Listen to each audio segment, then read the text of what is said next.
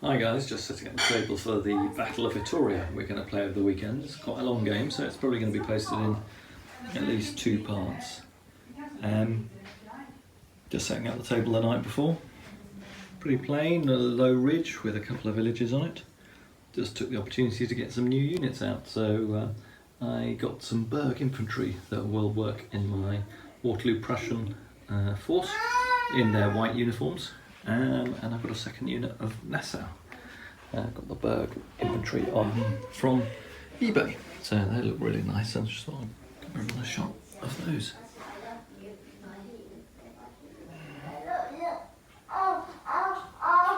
Just been basing those up this afternoon. All done.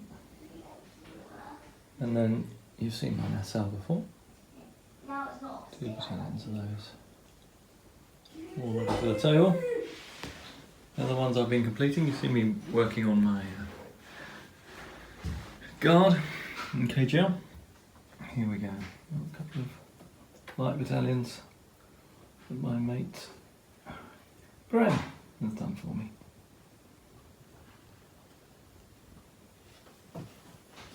'52nd. It's the 91st. Scottish Light Battalion with the tartan. Enjoy the look of those. I'll get on with my setup. Okay, it's Friday evening and we've finished deployment for the Vitoria battle, at the culmination of Dave Brown's Vitoria scenarios. We've got all the French forces deployed on the table, and the British have some more forces, if you can see, deployed on the windowsill behind in reserve. We'll just do a quick overview of the table before we get started.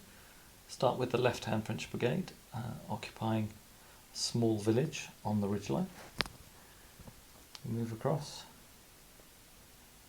and we have some French artillery, and then a succession of brigades as we move into the centre. We've got the main French artillery battery, 2 6-pounder batteries there, brigaded together. We've got Jerome's reserve, his grenadiers and voltigeurs of his guard, and a French brigade supporting the artillery. And as we move across, another French brigade holding the centre. And finally on the right flank, another artillery battery, actually 12-pounders in the models, but only 6-pounders in the game. And finally on the flank, we've got, sorry they're coming out a bit dark, that's the dark green uniforms on dark horses syndrome, a brigade there of French dragoons. Facing off against them, the 1st British Brigade of the 32nd and the 28th, the 1st Light Brigade of the 95th, and I think that is the, let's have a look, yeah, that's the 52nd Light behind them. Royal Foot Artillery, another battalion of the 95th Rifles, and another light battalion with Wellington and Command in reserve behind it. Move across, a large British brigade of line battalions, of 4 in this brigade. Portuguese brigade, and finally a KGL brigade on the far left flank. So the French start with their reserves on the table, some cavalry on the table, a slight advantage in artillery, and we do have the Royal Guard in reserve.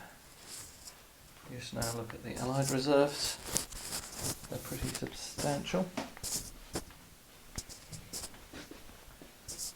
We have another brigade, a small brigade of British infantry, 2 small regiments of dragoons, heavy dragoons, 2 small regiments of light guard, and then 3 regiments of light, 2 of light dragoons, and 1 of hussars, all waiting to come on, available immediately, but they will require reserve rules. So plenty of reinforcements for the Allied line and a real cavalry superiority. So look at the table from the British side. Sweeping along, the British objectives are simply to break the French army. They have a massive 22 turns in which to do that. My track record against Charlie, I'm sure he'll bust his way into my lines. Well, in advance of 22 turns anyway. We see how we go when we play the game tomorrow. Hope you enjoy it. I hope you've enjoyed this preview.